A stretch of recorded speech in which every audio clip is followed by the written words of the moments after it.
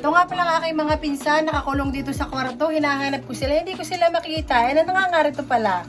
Nakakulong, nagre-ready. Aba, nakaganito rin si Sharpie na, piling pinsan. Anak pinsan ko ikaw? Di ba ga, papunta daw sila sa peryahan ngayon. So, for the go, mga person. Oh, bye-bye na, bye-bye. Go, go, go. Narito na po kami sa ilog. Papasok na kami sa peryahan. Kasama ko si Gabo, si Hana, si Clyde, at ang poging mukhang Koreana. At from Bicol pa. At from ibang bansa pa. O, di ba pa? At ang pinakamaedad, the vlogger.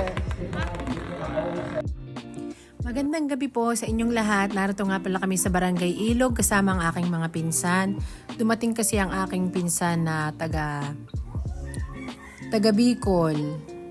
Si Kulay saka ang family nila. Si Tita Osang ni Tio Sting. Si Tio Sting nga pala ay kabababa.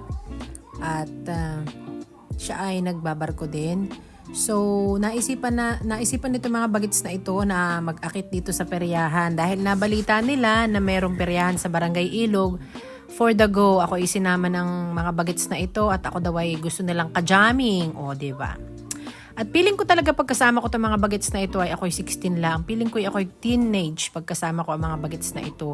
Sila daw ay sasakay sa Ferris wheel. Sabi ko kayo na lang sumakay. Ako'y for the video na lang. At ako hindi kaya ng aking power na sumakay dyan. Ako'y natatakot.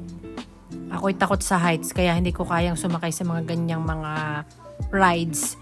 So for the go kami, pumasok kami dito. Tapos yan, maya-maya pumila kami sa pagbabayad sa rides.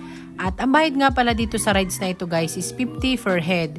So pag may 50 pesos ka, makakasakay ka na dito sa rides na ito. At talaga nga namang super taas. Sabi ko nga ay, makita ko lang itong Ferris wheel ay ako'y parang malulula na. Ako'y ayaw talaga. So itong mga bagets na ito ay napakalalakas ng loob. Ngayong araw na yan nga pala ay super ulan.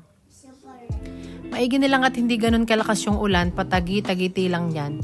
So yan, sinamahan ko silang magbayad dyan for the go. Ako nga pala yung naka-red o char, katandaan.